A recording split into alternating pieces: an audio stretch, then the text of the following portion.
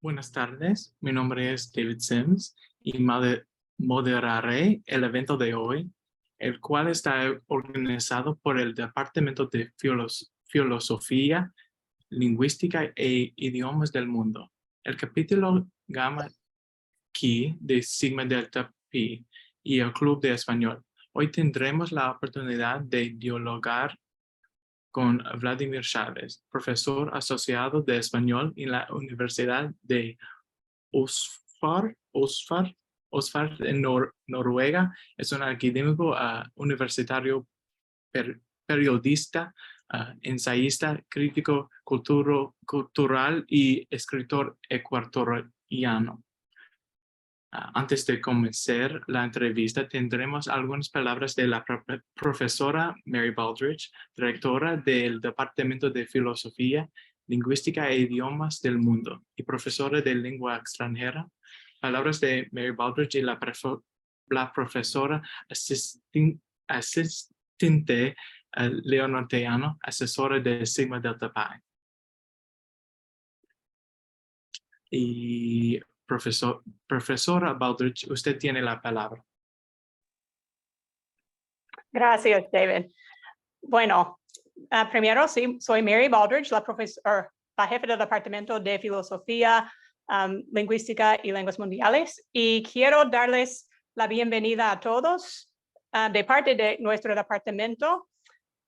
Esta es la primera en una serie de charlas con autores y quiero darles las gracias a doctora Tejano también por organizar estas charlas, porque parece que va a ser una serie muy buena.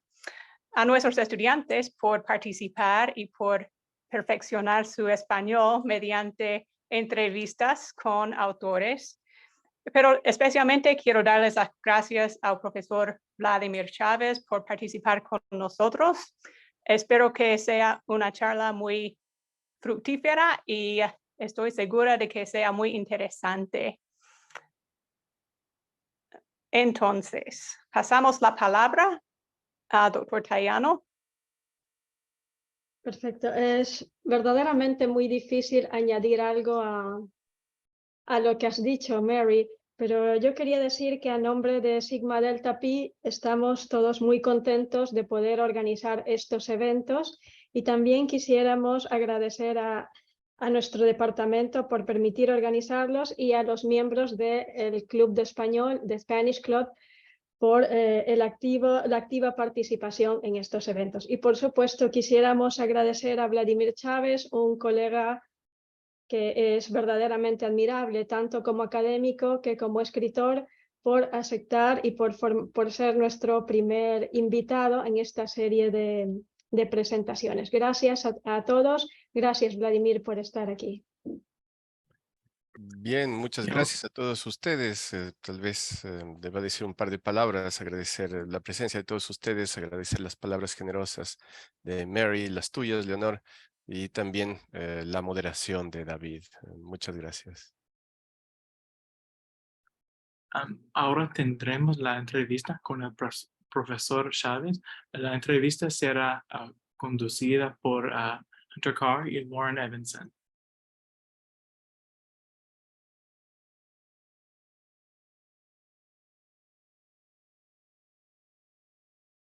Las damas primero, comenzamos por Lauren. Hola, mi pregunta es, ¿sus personajes la temen al amor en la polaca? Creo que sí. Creo que mis personajes le temen al amor en la polaca. No me había puesto a pensar, pero ciertamente es lo que ocurre al menos con el personaje principal, con este Vladimir que tiene como miedo al compromiso. Miedo a verse envuelto en algún tipo de relación que puede terminar, no sé, en algo mucho más serio. En ese sentido sí que le tiene miedo o toma cierta distancia de la fuerza de lo que es este sentimiento, el amor. El otro personaje que me interesa de este cuento, Kate, yo creo que ella asumió el amor ya desde hace un tiempo, el amor con pareja, porque ella tiene una pareja en algún lado en Rusia, pero además la idea de lo que es el amor, o una variante del amor, que viene a ser la amistad. Y en ese sentido, sí que creo que los personajes de una u otra forma se realizan a sí mismos o encuentran cierta realización a sí mismos por medio del amor, ¿es cierto?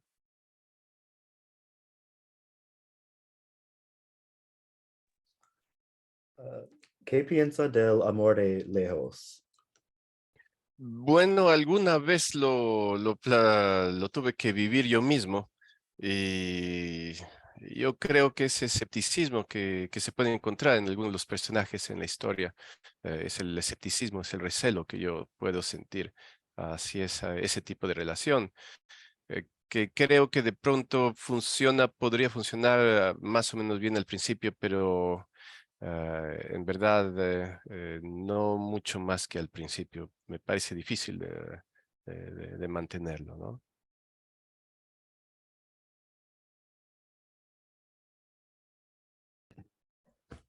¿Qué importancia tienen los lugares en su escritura?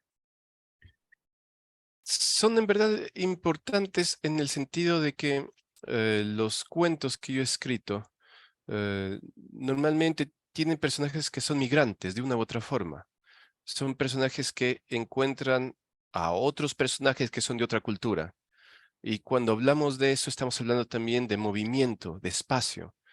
Y el lugar en donde se desarrollan estas acciones son también lugares que pueden ser sitios de descubrimiento o sitios de desarrollo, pero también de un desarrollo que es espiritual, un descubrimiento que es personal.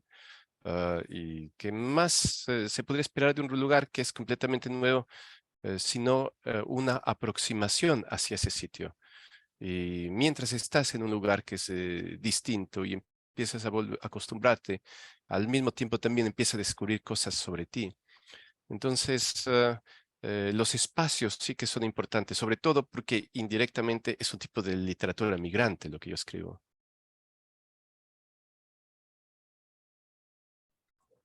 ¿Es el esposo de Agatha el alter ego del narrador? Más o menos, más que el esposo, yo diría que Vladimir, ¿no? El personaje. Indirectamente es una historia cierta. Yo conozco una polaca que no se llama Agatha, se llama de otra forma, y que se casó con una persona de la India que se parece a mí físicamente. Pero más allá de esto, es un poco como debemos, no sé si debemos, pero es un camino para poder escribir literatura, ¿no? Tú escribes sobre las cosas que te pasan y después un poco las empiezas a ficcionalizar. Así que no es extraño que parte de esos personajes estén en mí como escritor.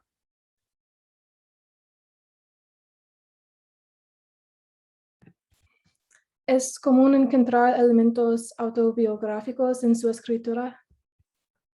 Sí, es común tanto en los cuentos como en la única novela que he publicado.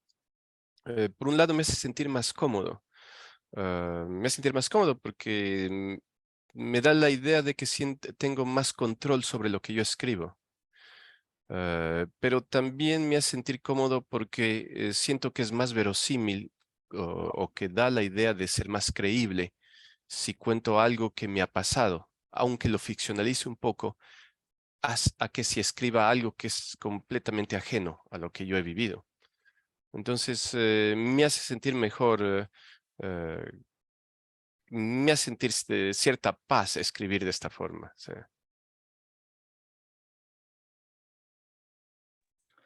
¿Cree que el narrador se interesa en Agatha porque quiere competir con Sahil? Esta pregunta creo que es interesante y yo creo que ahí tendríamos que hablar un poco sobre lo que es la naturaleza humana. También un poco para pensar en qué puede ser el amor o qué consideramos nosotros el amor. El sentirnos, digamos, rechazados, que una exnovia elija a otra persona. No sé, puede ser que haga algo dentro de nosotros. Y no digo que sea bueno, no digo que sea malo, yo digo que es parte de lo que ocurre con la naturaleza humana. Si es bueno o malo es una reflexión que viene, yo creo, después, o es algo que los lectores pueden después asumir. Y que está bastante bien, calificar o no lo que pasa en una historia. Incluso desde el punto de vista moral me parece que está bien. Los lectores pueden tener esa aproximación cuando quieran. Pero siento que es un personaje bastante imperfecto, Vladimir.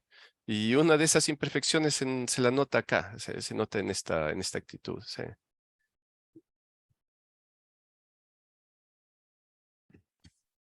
¿Qué tan egocéntricos son sus personajes? Yo creo que en términos generales son medianamente egocéntricos.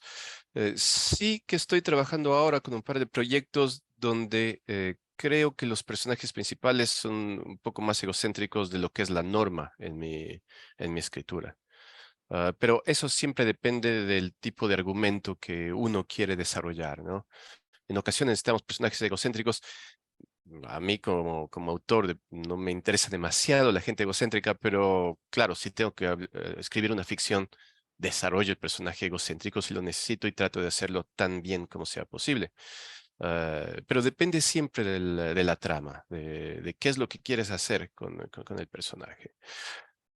Yo creo que en el caso de la polaca hay algo de egocentrismo en el personaje principal, creo que sí, pero siempre puede ser peor, es cierto también. ¿Por qué la historia se llama La Polaca y no La Rusa? Porque en determinados momentos la Kate parece mucho más importante que Agatha. Tengo que confesar que Kate es también un personaje real y que también nos conocimos en Londres, ¿no? Y a mí me gusta como personaje y creo también que es un personaje entrañable. eh, y creo que le da balance a la historia. Pero eh, la historia sigue siendo, en mi opinión, esta relación que tiene este personaje con su antigua novia, ¿no? Ese vínculo que tiene, que la hace buscarla o la hace tratar de descubrir algo sin saber exactamente qué es lo qué es lo que busca. ¿Por qué se llama La Polaca? Bueno, aparte de que, claro, está basada en esta Ágata. Yo dudé un poco en el título, tuve algunas dudas, es la verdad.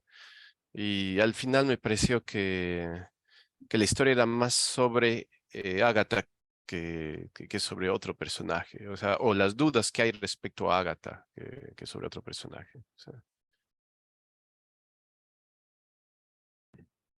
¿Qué tiene Sahil que el protagonista narrador no tiene? creo que es mucho más centrado y además sabe bastante, o da la impresión de que sabe mejor lo que quiere, ¿no? Y además está dispuesto al compromiso, claramente. Entonces, es una persona que pone de todas formas bastante atención a lo que le dice su pareja. En algún momento hay esta reflexión sobre el té, el tipo de té que de pronto le gustaría a la polaca, a Agatha. Y que tal vez el otro personaje, Vladimir, lo toma como por encima aún. Pero el personaje de este chico de la India, él parece que pone más atención a lo que está pasando en su relación de lo que pondría Vladimir si estuviera de nuevo con la polaca. ¿Cree que la vida de los personajes es un juego de azar? Más o menos, me gusta pensar que hay una ambigüedad siempre respecto a esto de los personajes. No me gusta pensar tanto que siempre va a ser un azar. eh, es más para mí un tipo de ambigüedad que pueden hacer dentro del lector como dentro de los personajes. Es decir, ellos mismos no saben. ¿Estamos viviendo algo de azar o está tal vez el destino ya escrito? Tal vez nada de lo que yo haga va a cambiar el destino. Pero me gusta pensar que mis personajes no están muy seguros sobre eso, porque yo tampoco estoy muy seguro sobre eso. Y ese tipo de ambigüedad me gusta en lo posible dejarlo al menos en muchos de mis textos. No hay mucha certeza de qué es lo que va a ocurrir en la historia.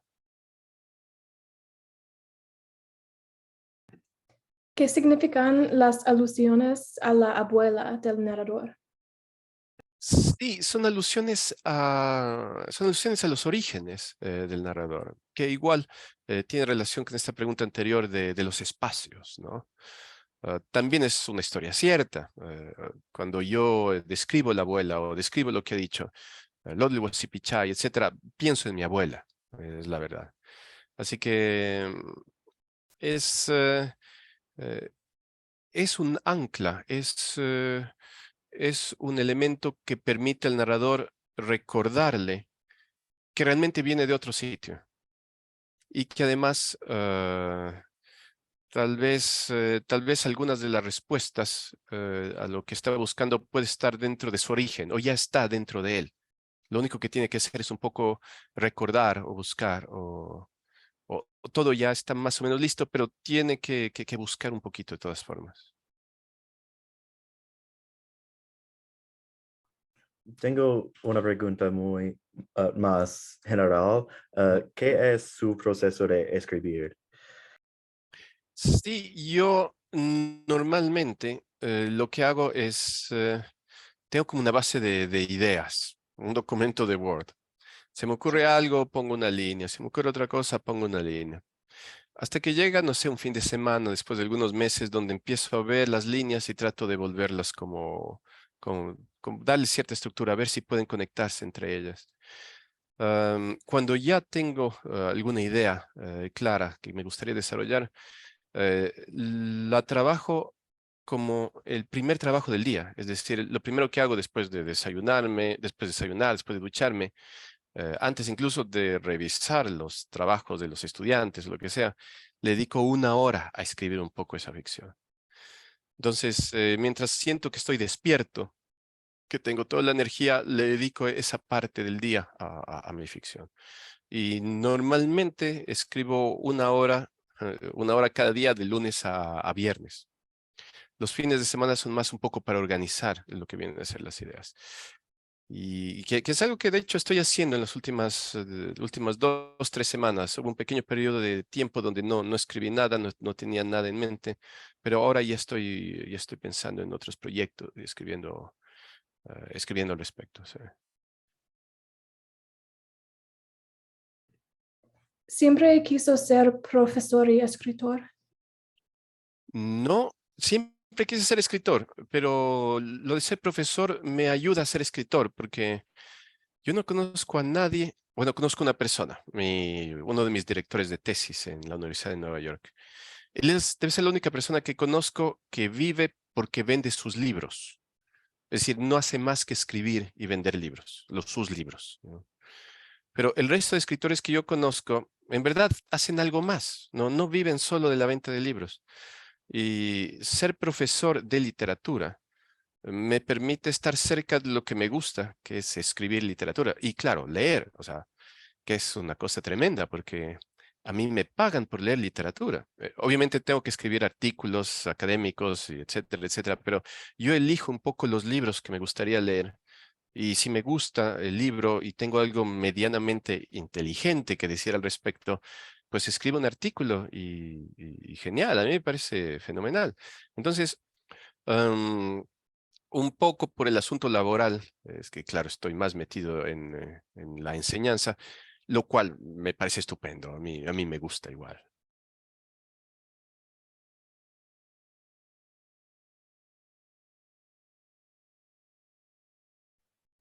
¿Quiénes son sus autores favoritos hispanos? Bueno, ¿quiénes podríamos decir ahí? Tengo que confesar que en los últimos años he estado alternando un poco. He leído algunos escritores latinoamericanos que son bastante buenos. Eduardo Halfon de Guatemala está por ahí. Los cuentos de Mariana Enríquez son buenos también. Tengo la fortuna de conocer algunos escritores que son amigos. Marcos Croto, por ejemplo, de Argentina, no es tan conocido, pero tiene unos excelentes cuentos. Em, pero también he leído mucho de literatura estadounidense y de cuentistas estadounidenses. Y ahí, en verdad, me encanta Tobias Wolff, Richard Bausch, en fin, Isaac Bashevis Singer, que en verdad es, bueno, es polaco, judío de origen, ¿no? Pero vivió en Estados Unidos. Y ahí sí que me he enfocado en los últimos años. Escribo mucho de niño. Sí, escribía mucho.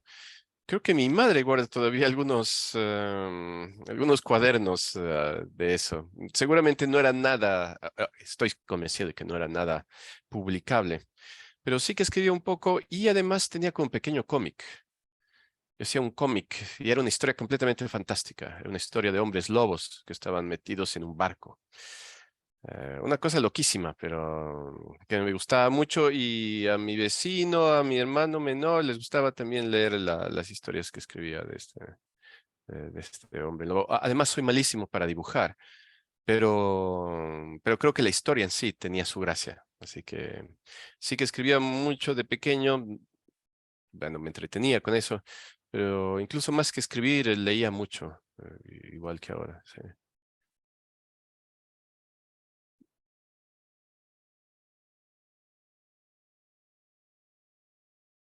Muy bien, creo que han terminado las preguntas. Yo tengo una pregunta, si me permites. Por favor, David. ¿Por qué esta obra estaba tanto breve? Yo creo que fue una posibilidad, tú puedes escribir muchísimo sobre, tú encuentras con ella o en Inglaterra, algo así, pero estaba tanto breve. ¿Por qué? Sí, yo siento que el cuento fue más largo de lo que yo esperaba también, pero hay veces que no puedes planificar muy bien la longitud de un texto. Eh, Eso me pasó con la novela que yo escribí, porque empezó en verdad como un cuento, después era ya un relato mucho más largo y terminó siendo una novela. Y ya me dio miedo y terminé la novela antes de esperar que se volviera, no sé, una trilogía o algo así. Pero en el caso de la polaca, me dio la impresión de que incluso podría ser más breve, pero fue más largo. Y aunque es cierto que podría haber escrito algo más, que a lo mejor en algún momento me siento a escribir una secuela, ¿no? Que pasó 20 años después o 10 años después con la polaca. También siento que donde termina es un buen momento para terminarlo. Que aún así es redondo y cuando lo releí me pareció que estaba bien, que era el momento de dejarlo ahí. Sí. Gracias. A ti y a ustedes. Doctora Leonor, Baudry, ¿tiene algo a compartir?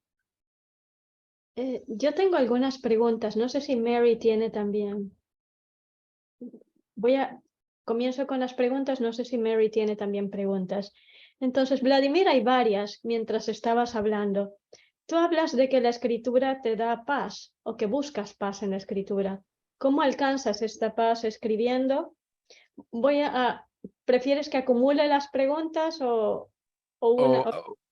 Depende si tu siguiente pregunta es más o menos de la misma naturaleza o crees que... Bien, hablemos de la paz, que buscas paz y cómo encuentras el balance en tus historias, porque hablaste de paz y de encontrar balances en tus historias, encontrar balance y después de los descubrimientos de tus personajes. ¿Puedes hablar de estas tres cosas? ¿Qué descubren Sí, tus personajes? ¿Cómo encuentran la paz y cómo encuentras tú el balance en las historias?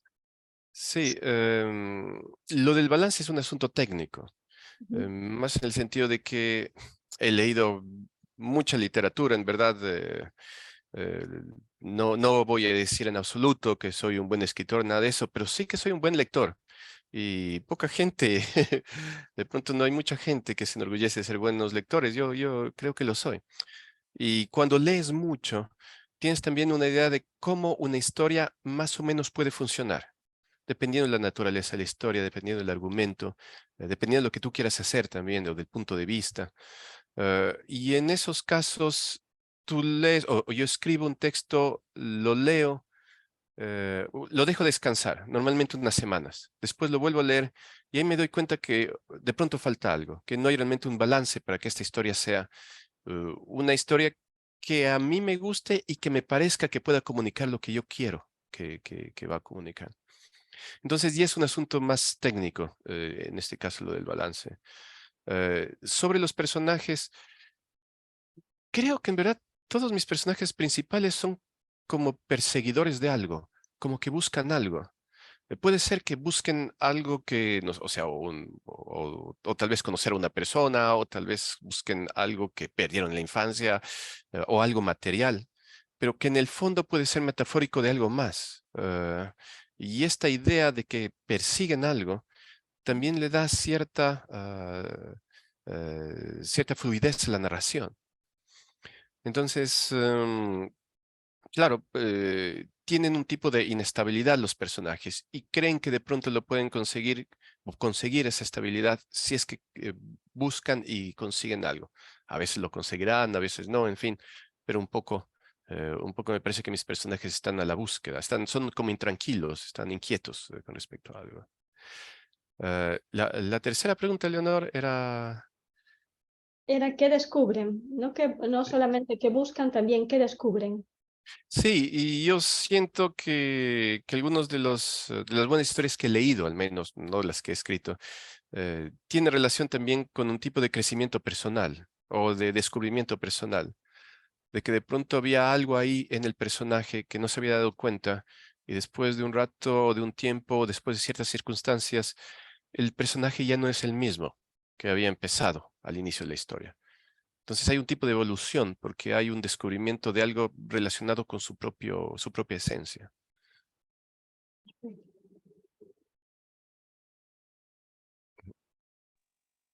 Yo sí tengo una pregunta, pero más relacionado con tu proceso de escribir. ¿Ya tienes todo el cuento en tu mente cuando te sientes a escribir o va evolucionando en el proceso? ¿Cómo es? Y a mí me gusta escribir cuando tengo al menos como el 80% de la historia lista. Puede que no esté muy seguro cómo va a terminar, por ejemplo. O puede que no esté muy seguro cómo va a ir cierta parte, pero me gusta al menos estructurarla de manera temporal y empezar a trabajar con eso. Y cuando uno se pone a escribir, puede ir por ese camino o puede realmente desviarse. Esa es la verdad. Pero normalmente no me pongo a escribir sin tener al menos una mínima estructura y una mínima idea de a dónde más o menos quiero llegar. Sí. Y claro, en mi caso es un proceso que para un borrador de un cuento, obviamente dependiendo del cuento, puede durar semanas, ciertamente. Sí. Em, en una parte de la polaca, al inicio, de hecho, tú dices que tu personaje, ¿vale? Que lógicamente es muy parecido a ti, al 99% diría yo, tu personaje vive mucho, tiene una pobre vida social en Noruega, pero que vive mucho, que tiene una vida hiperactiva en Facebook. ¿Tus personajes tienen una vida virtual generalmente o viven más virtualmente que una vida social presencial, para decirlo así? ¿Qué tanto espacio hay para la virtualidad en tus textos? Aparte del amor de lejos, a veces, amor por Skype, etcétera, hiperactividad en Facebook, ¿qué espacio hay para el mundo virtual y qué espacio hay para el mundo real en tus obras? Sí, qué buena pregunta, en verdad. Esa historia, esta de la polaca, me parece que tiene lugar en el año 2012 o 2013, y es un poco como era mi vida en esa época, ¿no? Que decía, bueno, poca pobre vida social en Noruega, porque mi dominio del noruego en esa época era inferior a lo que es ahora, y muy activo en Facebook, que también es cierto. Y ahora que lo mencionas, he estado trabajando en un cuento que también tiene lugar en el año 2012-2013, y que yo tengo de apuntes de esa época. Y la única red social en la que se mete este personaje es en Facebook también, que es lo único que yo tengo como red social, porque no tengo ni Twitter, ni Instagram, ni ninguna de esas cosas. Entonces, esto por un lado sí demuestra que los personajes son un poco como soy yo. Eh, y, y sí, pues, en fin, eso.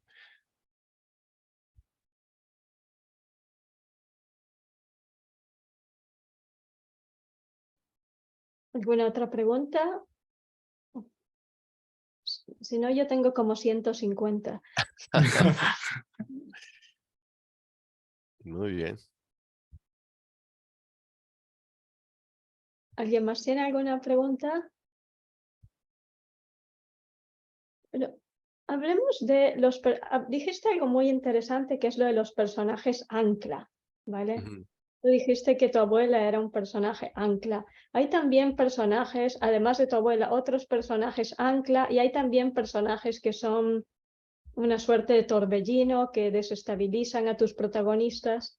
¿Cómo Ujú. son estos personajes que tú creas, además de los personajes ancla? Sí, no lo había pensado desde esta perspectiva, pero creo que los personajes ancla, al menos con los que he tratado de escribir los últimos años, son las personas que significaron algo en mi vida, pero que ya no están, o sea, que han fallecido, ¿no? Tengo también un relato sobre mi padre, que falleció hace un par de años, que de alguna forma es un personaje ancla también. Eh, Igual que lo que ocurre con mi abuela, más en el sentido de que cuando recuerdas a alguien que no está contigo, obviamente recordarás, o uno tiene que recordar los buenos momentos, etcétera, etcétera. ¿Qué es lo que yo trato igual de escribir? Y que al recordar los buenos momentos, que uno lo hace porque queremos sobrevivir, ¿no? Uno trata de no recordar momentos difíciles en términos generales. Es por eso que tenemos un álbum de fotos. Y los álbumes de fotos están con gente sonrientes. O en Facebook, la gente está sonriente. Porque para recordar tragedias, bueno, mejor no tenemos nuestros propios recuerdos visuales. Así que estos personajes ancla me ayudan un poco a mirar hacia el pasado, ¿no es cierto? Y ayudan, creo que los personajes a reflexionar sobre el pasado y tratar de proyectarse en las acciones que están realizando en ese momento o que piensan realizar después. De ahí, personajes torbellinos. Estoy trabajando ahora también con un relato. eh, y yo creo que esta idea del amor y no ser correspondido, ¿no es cierto? Sin importar si se trata de un personaje que es hombre o mujer quien no corresponde.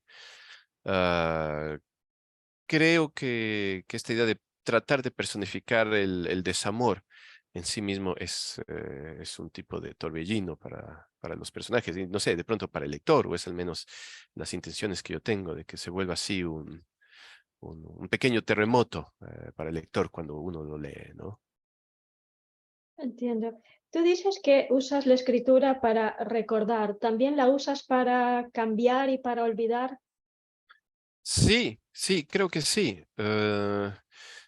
Creo que algunos de mis cuentos en verdad están en ese sentido, porque si me pasa algo que yo creo que es algo medianamente memorable o medianamente importante, yo tomo inmediatamente notas ese mismo día y guardo esas notas, porque yo sé que mi memoria, o sea, puede crear algo distinto después con el tiempo, ¿no? Y no ser exactamente como yo lo recuerdo. Entonces, tomo notas y trato de volverme en algunos momentos un tipo de cronista, como alguien que quiere compartir, en verdad, una historia lo más exactamente posible, aunque creo que igual sigue siendo una ilusión, pero que trata de ser fiel a lo que pudo haber ocurrido en determinado momento. Ahora, aunque a mí en lo personal me interesa ese tipo de fidelidad o credibilidad, no es en absoluto una obligación para un escritor escribir fielmente. Ah, Creo que es una obligación ser verosímil, eso sí, que escribas de tal forma que la gente te crea. Así que tú escribes sobre marcianos o ciencia ficción o lo que sea, pero si lo escribes de una manera en que da la impresión de que estás ahí, da la impresión de que el personaje que es escrito es alguien que existe, pues esa es básicamente tu obligación como escritor, ¿no? Bien, hablas de cronista, hablas de escritura verosímil, hablas de fidelidad. ¿Qué tanta influencia hay del periodismo? Porque tú fuiste periodista también, y bueno, lo eres porque uno nunca deja de ser. Claro. ¿Qué tanta influencia hay del periodismo en tu escritura, en esa búsqueda de una fidelidad, de una escritura verosímil, de ser un cronista? ¿Hay una influencia de tu vida periodística en tus letras? ¿Y alguna vez Sí. personajes que son periodistas también. Claro, claro, claro. Sí que tengo personajes que son periodistas y que me gustan. Los personajes que tengo, incluso si se trata, a veces los personajes protagonistas no son hombres, son mujeres, ¿no? Y de pronto la historia está contada en primera persona también. Pero los personajes que a mí más me gustan son aquellos personajes que efectivamente hacen algo con las palabras. O es una historia sobre un escritor, o es una historia sobre un profesor, o es una historia sobre que la escribe un periodista, o un estudiante, no sé. Y es porque yo me siento cómodo hablando también desde esa perspectiva, desde ese punto de vista. Mi novela que trata sobre la guerra de los Balcanes, Ujú. esa está contada por un periodista ecuatoriano que supuestamente estuvo en algún momento en Europa, ¿no? Y un poco cuenta los testimonios que escuchó durante su estancia en Europa. Y eso, lo que me preguntas, ¿hasta qué punto el periodismo está metido ahí? Yo creo que está metido en lo bueno y en lo malo. De pronto en lo malo, en el sentido de que, al menos al principio, me costaba mucho al escribir dejar de utilizar ciertos giros que son realmente periodísticos. Ciertas expresiones que son sobre todo el lenguaje escrito de un reportero. Y me costaba salir de ese esquema y no sé, experimentar más con algo, eh, no sé, stream of conscience o alguna de estas cosas. Era más difícil para mí. Ahora trato de ser un poco más arriesgado con eso. Mm. ¿Haces uso del monólogo en tus textos? Sí, sí, hago uso del monólogo, pero trato de tener mucho cuidado. Igual ahora soy mucho más cuidadoso con los diálogos de lo que era antes. Ahora trato de que mis personajes, si tienen algo interesante que decir, lo digan. Si no, lo dejo yo implícito, lo pongo de otra manera. Pero pienso que si los personajes van a decir algo, van a tener un monólogo, debe ser algo medianamente bueno, en verdad. Sí. Además de representar al periodista, representar al profesor universitario, al escritor, hay ocasiones en que vas más allá de estos ecos de Vladimir y que representas a gente que no tiene nada que ver contigo, por ejemplo, vendedores callejeros, etcétera. Y hay ocasiones en que además de la fidelidad, y precisamente por eso, por la búsqueda de la fidelidad de lo verosímil, incluyes lenguaje coloquial en tus obras y lenguaje coloquial vulgar en tus obras. Yo Excesivo creo que es, coloquial, sí. sí, estoy ahora en un cuento donde utilizo un poco más de lenguaje vulgar y eso se debe a que estoy utilizando solo monólogos y eso implica que los personajes, cuando cada uno habla por su cuenta, obviamente tienen que hablar de una manera distinta. Y una de las formas es efectivamente que el vocabulario sea muy diferente a lo que utiliza otro personaje. Si no, uno corre el riesgo de realmente de confundir las voces. Entonces, cuando es necesario, claro, se utiliza un lenguaje vulgar sin problema. Eh, no soy tan bueno con el lenguaje coloquial. Me gustaría ser mucho mejor. Me gustaría hablar más como hablaría una persona que trabaja en el mercado en el sur, en Quito, por ejemplo. Porque además es un vocabulario bastante rico y es un tipo usan un tipo de palabras además con mucha influencia del quichua, etcétera, etcétera. Pero no tengo tan buen oído para este tipo de cosas, para poder reproducir un lenguaje de este tipo. Sí que me ha tocado, debido a las historias, escribir sobre personajes que me parecen desagradables, personajes que son o racistas o fascistas o lo que sea. Obviamente yo no siento ningún placer en escribir al respecto, pero trato de hacer lo mejor posible porque mi obligación sigue siendo ser verosímil, ser creíble en una historia. Además de tu texto sobre la guerra de los Balcanes, ¿has escrito otros textos que tienen un contenido histórico o alusiones históricas o alusiones políticos sociales? Sí, tengo un par de textos que todavía no están listos para ser publicados, pero les he hecho un par de revisiones y en general estoy contento con ambos. Uno de ellos es sobre el paro nacional que hubo en Ecuador en el año 2019. Fueron algunos días de extrema violencia en octubre del 2019, fue una cosa tremenda. Y tuve que leer textos periodísticos. También agarré un montón de inspiración de Facebook, porque de ahí me descubrí que tengo un montón de conocidos que son fascistas. Entonces estuve leyendo sus comentarios en contra de los indígenas, y era una cosa tremenda, tremenda. Entonces me pareció que había que escribir algo al respecto y escribí el texto. Y también hay algo, y es que yo he estado 4 veces o 3 veces. 3 veces he estado en Hiroshima, en Japón. Y la última vez tuve la posibilidad de entrevistar a una sobreviviente del bombardeo atómico. Además, gracias a la Asociación de Sobrevivientes, tuve el chance de entrar y revisar algunos textos testimoniales de gente que sobrevivió al bombardeo atómico. Y a partir de este material sí que he escrito algo los últimos meses. Vamos a ver cómo queda. Vamos a ver cómo queda. Sí. ¿Te ha ocurrido alguna vez que no te han querido publicar un texto por ser demasiado político o por hacer alusiones históricas a un personaje tabú o algo así? No, no, en verdad no, porque si me han publicado el texto es porque me lo han pedido. Es normalmente así. Entiendo. Sí. Y no me ha ocurrido y espero que no me ocurra tampoco. Sí. Espero que no te ocurra, sin duda, pero verdaderamente que no te ocurra. Hablaste de que tú escribiste un texto cuando eras niño sobre hombres lobos, etcétera. ¿Piensas seguir escribiendo ciencia ficción o combinar ciencia ficción con intimismo? Sí, o sea, me gusta la ciencia ficción. Hace algunos años que no leo cuentos de ciencia ficción, pero claro, de niño leía mucha ciencia ficción, leía los clásicos, Julio Verne. Uno de mis libros favoritos es La guerra con las salamandras de Karel Čapek, el escritor checo. Y, y tengo una idea o un par de ideas sobre textos de ciencia ficción, o más que de ciencia ficción, incluso de literatura fantástica, que me gustaría desarrollar. Pero no sé, los he aparcado un poco, los he dejado de lado temporalmente.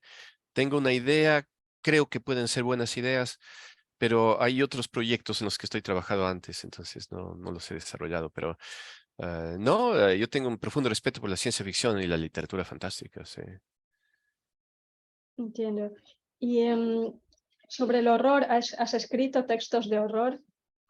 No, pero, o sea, no digamos, no el horror tipo Halloween, pero he estado escribiendo sobre lo ocurrido durante el bombardeo atómico en Hiroshima y revisando testimonios. Ese es el horror, o sea, es otro tipo de horror del que hablaba Joseph Conrad en El corazón de las tinieblas, pero es el horror también, es lo que los hombres nos hacemos a nosotros mismos y las consecuencias de esos actos.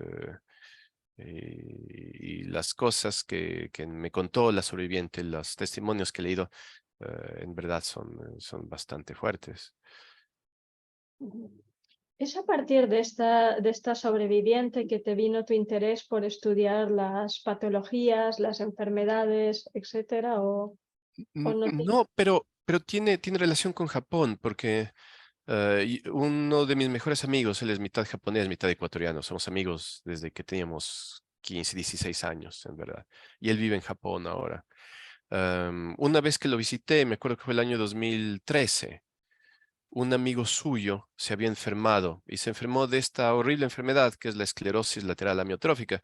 Me parece que en inglés es ALS. Y es una enfermedad que te paraliza, en verdad, poco a poco. Se paralizan todos los músculos de tu cuerpo hasta que al final se paraliza tus pulmones y no puedes respirar. Es una cosa tremenda. Y él escribió una historia sobre cómo es vivir con esta enfermedad. Yo leí la historia y la verdad me pareció increíble. Es decir, yo leo también literatura como de ficción, no solamente biografías o autobiografías. Pero lo que él había escrito y después lo que había escrito otra persona, que en cambio era una paciente española que tenía la misma enfermedad y yo leí su libro, después de leer ambos libros, me di cuenta que estas personas que escribían sobre sus experiencias hablaban sobre lo que es el amor, lo que es la amistad, lo que es la vida, lo que es la muerte, lo que es la felicidad. Reflexionaban sobre esas cosas. Y son las reflexiones típicas de la literatura, de la buena literatura. Ujú. Y lo hacían de una manera que era mucho mejor a muchas novelas posmodernas que he leído. Es la verdad. Era mucho más interesante leer sus experiencias que leer otras ficciones. Entonces me pareció que valía la pena hacer un análisis de este tipo de textos. Y entonces, como este chico estaba en Japón y está todavía, o sea, todavía vive, am, pues aproveché para leer su libro y también para hacerle algunas preguntas y escribir un artículo sobre su autobiografía, su biografía. Y después de eso me dio más ganas de escribir sobre otros textos que hablan sobre enfermedad, porque igual o sea, es una cosa tremenda. Dios no quiere que nos enfermemos, obviamente, pero es la lucha del hombre contra algo más grande, ¿cierto? Que nosotros podemos ver en la literatura. No sé, leemos la Ilíada, Héctor tiene que enfrentarse a Aquiles, pero Aquiles es un semidios, así que lo va a hacer realmente pedazos a este Héctor. E igual tienes que salir y dar lucha porque tienes que defender tu ciudad, tienes que defender tu esposa, tu madre que está atrás. El hombre contra el sistema también, que es otro tipo de lucha, ¿no es cierto?, que podemos encontrar. Y el hombre frente a la enfermedad. Puede ser que perdamos, eh, puede ser que el hombre pierda, pero en el transcurso, la pelea, un poco hay que ver cómo va ese asunto. Y nos muestra mucho sobre lo que es la naturaleza humana, este tipo de historias. ¿Qué tan luchadores son tus personajes?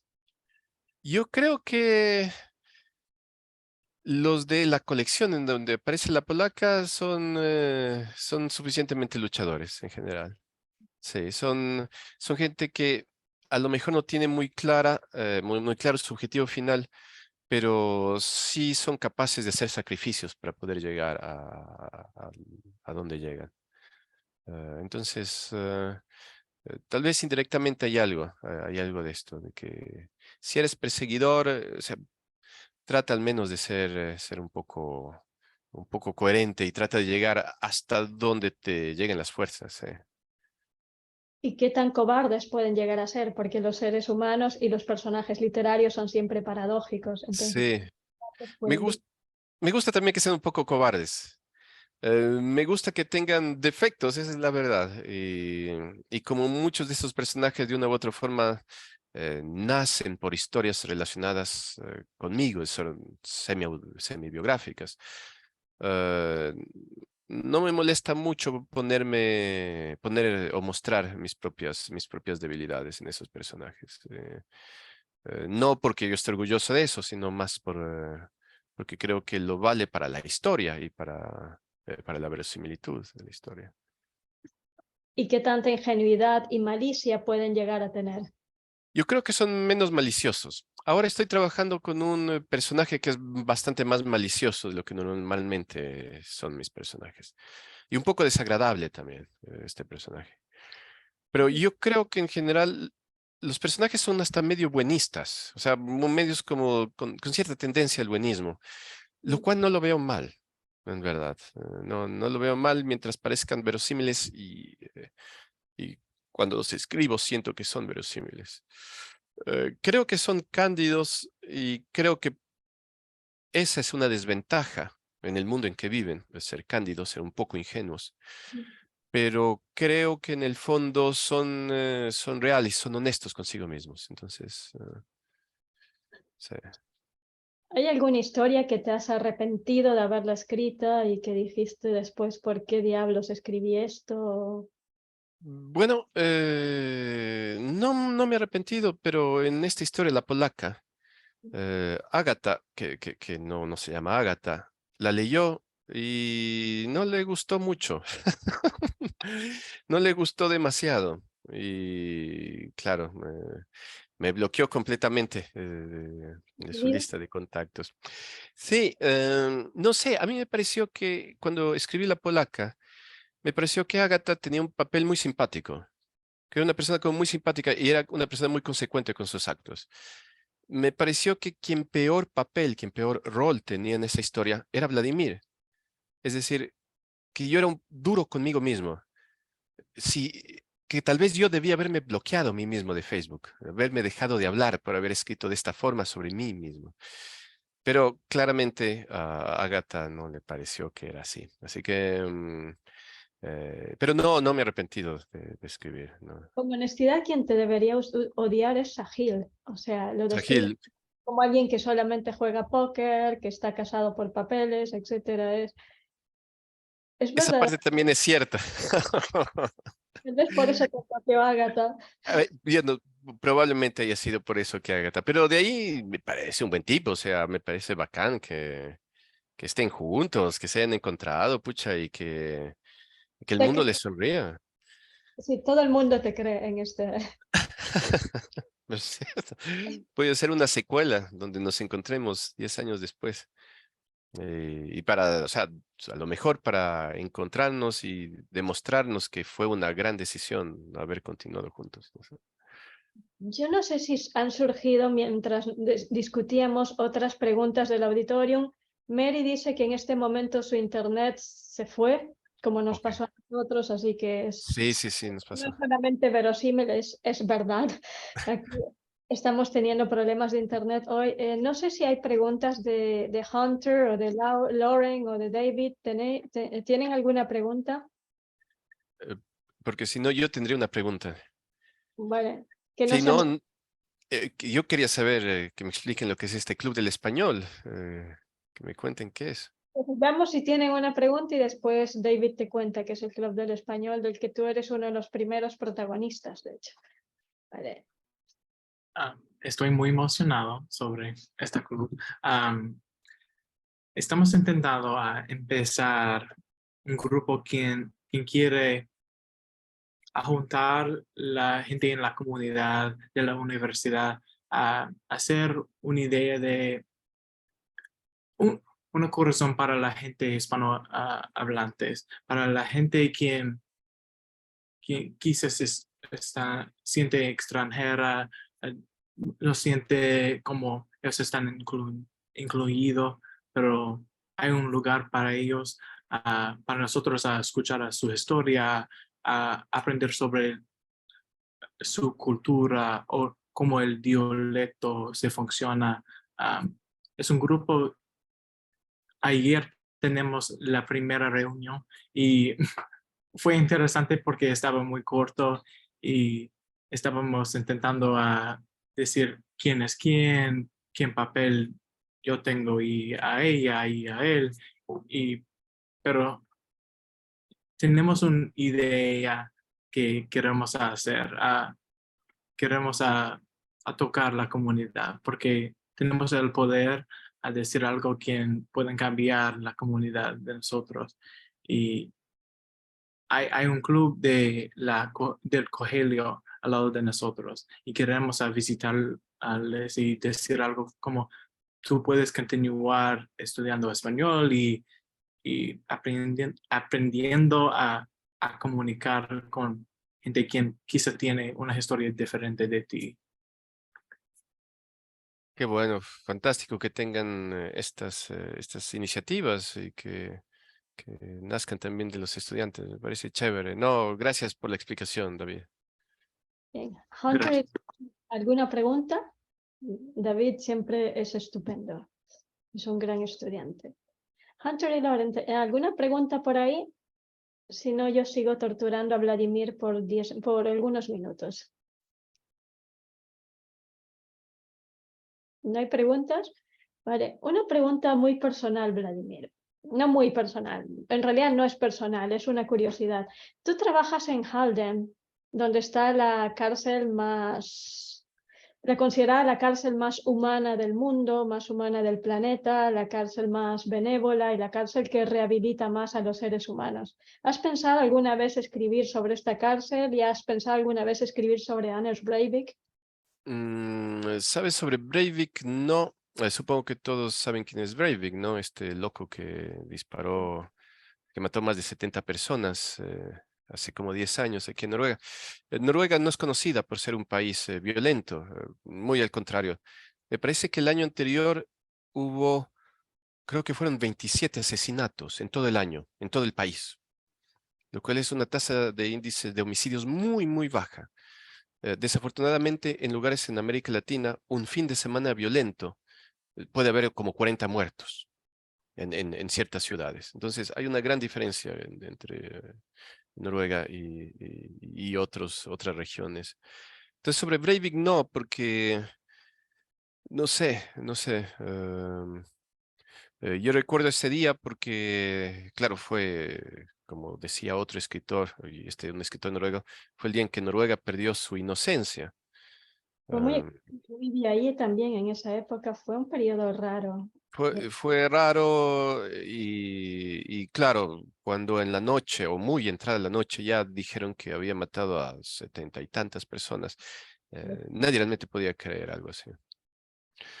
Y yo siento que igual la sociedad noruega se sana como poco a poco sus heridas, ¿no? Yo no tendría nada que aportar en este tema ahora mismo, como para escribir sobre Breivik. Pero sí te puedo decir que es verdad que el sistema de carcelario en Noruega funciona en términos generales bastante bien. De hecho, hemos tenido en mi universidad también estudiantes que han estado en la cárcel o que están en un régimen semipresencial o que, al menos en el pasado, que recibían las clases por internet desde sus celdas en la cárcel, ¿no? Y después tomaban el examen. Y, y es un sistema bastante diferente al que funciona en América Latina. Y las cárceles, como tú has mencionado, Leonor, son también bastante diferentes. No parecen tan cárceles. Supongo que es distinto en el caso de Halden, porque entiendo que ahí no hay pabellones de máxima seguridad, No, pero me parece, los soldados, es bastante particular ese género. Sería interesante si en el futuro escribieras algo sobre eso, o como periodista o como ujú. autor. De verdad que es algo que merecería la pena que lo tratara, porque yo sé que Sí, lo harías muy bien, además. gracias, muchas gracias. Y creo que también es interesante porque es muy distinto lo que ocurre en otros lugares, o cómo se ven las cárceles en Noruega también son muy distintas a la imagen que uno tiene en América Latina, por ejemplo, de una cárcel. ¿Nunca has escrito poesía, por ejemplo, en noruego? Sé que escribir prosa es mucho más complicado en una lengua extranjera, pero ¿nunca has escrito nada en noruego? No, no, nada en verdad. O sea, los emails para mis estudiantes y mis jefes, Muy este tipo de básico. cosas, pero no, me sentiría, sería completamente incapaz de decir algo medianamente poético en noruego, a pesar de que en sí mismo el noruego tiene como palabras muy poéticas, ¿no? Esta manguera para incendio, realmente se llama como brandslange o algo así, ¿no? Que es algo así como serpiente de fuego, si lo traduces. Se presta para la poesía y aparte es muy sintética, entonces podría ser una poesía minimalista bastante Ujú. interesante. Claro, en ese sentido sí, pero nunca fui buen poeta, tampoco me encanta leer poesía, claro, pero nunca fui un buen poeta, así que no tendría mucho que aportar. Tus fuentes de inspiración son principalmente esta, y vamos a ver, tal vez una pregunta más y terminamos, Vladimir, porque no Ujú. queremos dejarte. Pero tus fuentes de inspiración son principalmente autores contemporáneos, porque siempre cuando uno te pregunta qué autores admiras, etcétera, generalmente son autores contemporáneos. Sí, siglo XX y un poco de los últimos años, ¿no? Pero aunque sean del siglo XX, hay algunos que son clásicos. Y, y, por ejemplo, Bashevis Singer, que me encanta. Tobias Wolff, que todavía vive. Richard Bausch, todavía vive. Sí, o sea, este tipo de escritores. Tú dijiste al inicio que sabías el 80% más o menos de tus historias antes de comenzarlas a escribir. ¿Sabes también los finales o los finales pueden cambiar de lo que tenías pensado inicialmente? No, normalmente no me sé los finales y casi siempre cambian a como los he dejado en el primer borrador. Me parece que igual si uno se le dedica tantas horas a un texto, el final, el remate tiene que ser especial. Debe dejarme satisfecho a mí. De hecho, un cuento en general, un cuento escrito por mí, eh, debería dejarme satisfecho. Nunca publicaría algo que yo creo que es más o menos, pero lo pongo igual porque entra en el libro. Nunca publicaría algo de lo que no estoy 100% satisfecho, ¿verdad? ¿Has tenido la sensación de que tus textos pierden el alma en las traducciones? Tú has sido traducido al inglés, al italiano también, Ujú. ¿verdad? Al Sí. francés, no No, el recuerdo. francés no. Al rumeno. Pero he tenido buenos traductores, entonces estoy bastante satisfecho. Hubo una época con la colega Ana Simon, ¿te acuerdas, Leonor? Ay, me Que, parece. ¿No? que es de Adelphi, trabajaba en Adelphi Sí, University. Adelphi, sí, me parece, Sí. sí. Sí, sí, bueno, pues trabajamos, sus estudiantes hacían como proyectos de traducción, entonces estábamos en permanente contacto, veíamos qué tal estaba, teníamos tenía como cierta injerencia en mi caso para guiar. Y la traducción del italiano es bastante buena, lo hizo alguien que además escribe poesía, entonces sabía que iba a estar bien. Pero no ha sido esto que creo que dicen en italiano, los traductores son traidores, ¿no? Sí, lo dice Humberto Eco, de hecho. Ujú. Sí. Traductores, Sí, traditores. sí. Lo dice Humberto Eco en su libro. Bien. Chicos, ¿alguna pregunta para Vladimir? Porque él está en Noruega y lo tenemos lejos, así que aprovechemos que está aquí. Algún día pasaré por ahí ¿es Jacksonville o dónde está? No, no estoy en Jacksonville, estoy en Jefferson City. Jacksonville es Jefferson. Sí. Florida, pero te lo confundes porque cuando entrevistamos a Jorge Mafud, él está en Jacksonville. Ah, está por ahí, Jorge Mafud. Ya, Sí, es eso, pucha, ¿qué cuentas? es por eso, Jacksonville, y como en todos los congresos, etcétera, uno ve Ujú. la información, sí, ese es Jacksonville. Nosotros somos la famosa, a partir de hoy, Jefferson City. Jefferson City, trataré de recordarlo. Bien. David, ¿tienes alguna pregunta para Vladimir?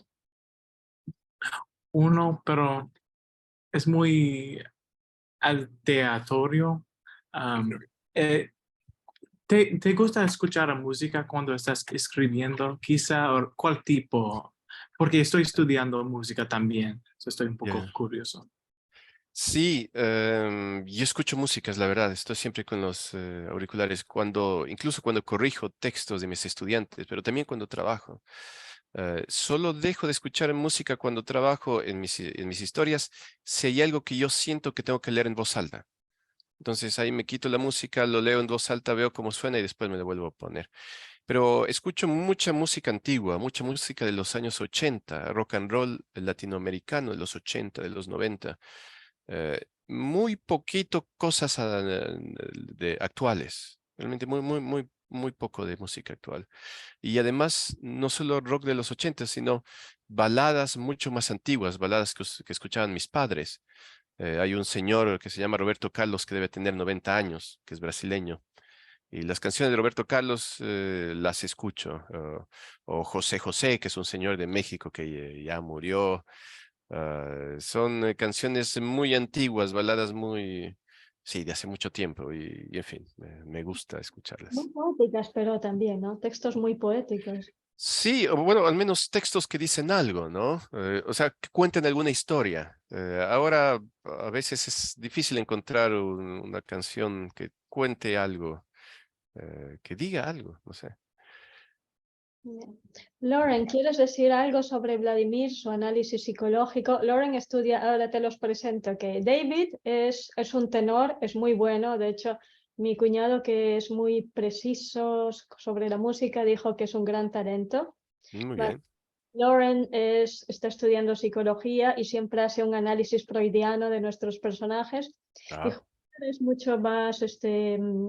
mucho más, le gusta ir a detalles específicos relacionados con la sociedad. Por ejemplo, aquí hay demasiada religión, aquí cuando habla, por ejemplo, de poesía mística, ve el análisis de la religión, siempre va a lo social. Así que esas son las personalidades de estos tres estudiantes. David muy es bien. artista, sensible por excelencia y tiene una voz bellísima. Lauren es la psicóloga y Hunter es el que analiza la sociedad. Entonces, Lauren, ¿qué quieres decirnos sobre Vladimir? ¿Qué te pareció su escritura? ¿Cómo te ha parecido la entrevista? ¿Qué piensas? Creo que su obra es muy interesante y estoy muy agradecida de hablar con usted hoy. Muchas gracias, Loren, y también a tus compañeros. En verdad, ha sido un gusto estar aquí. Bien, Hunter, ¿tienes algo que decir? Creo que su uso de Facebook es muy interesante porque muestra un aspecto de sociedad que personas no hablan sobre mucho. Sí, a mí también me gusta esa parte porque en verdad que se sintetiza muchos pensamientos y en pocas palabras puede decir mucho sobre cómo es una persona, es correcto, en muchos de estos mensajes que se postean. Creo que son bastante claros sobre de quién estamos hablando. Bien. David, ¿cuál es tu conclusión? Gracias para la entrevista, Vladimir. Estoy muy agradecido. Fue muy interesante porque cuando yo leí la historia, yo estaba curioso de muchas cosas y tú danos respuestas que estaba muy bien a entender. Sí. Gracias, David, por tus palabras. Yo estoy muy feliz de estar aquí y de la invitación. Una pena que Vladimir, una pena de verdad que a Mary se le fue el internet, me lo está diciendo nuevamente que no logra volver a entrar, pero... No estoy aquí. ¡Oh, ya estás aquí! ¡Qué maravilla! Puedo entrar por fin, sí. Sí. Bueno, entonces, Mary, dinos, ¿qué te parece Vladimir? ¿Tienes alguna pregunta más antes de que concluyamos? ¿Hay algo que quieras decir? Bueno, solamente que estamos muy agradecidos a Vladimir por venir y por hablar con nosotros. Ha sido muy, muy interesante. Y bueno, eso es, supongo. Muchas gracias, Mary. Siempre un gusto estar aquí. Sí, Vladimir, de verdad ha sido un gusto tenerte aquí y bueno, es siempre un gusto colaborar contigo como académico en el que trabajamos en muchos proyectos juntos ya, y tenerte aquí hoy como escritor y compartir con nuestros estudiantes ha sido extraordinario, así que gracias de todo corazón por ser tan Gracias, muchas extraordinario. gracias. Muchas gracias, Leonor. Gracias a ti, gracias a Mary, gracias a David, Lauren, Hunter por estar aquí presentes. Les mando un abrazo desde el frío norte y algún rato nos veremos por allá por Jefferson City. Seguro. Muy bien. Cuídense, gracias. Chao, chao. Gracias, Leonor. Gracias.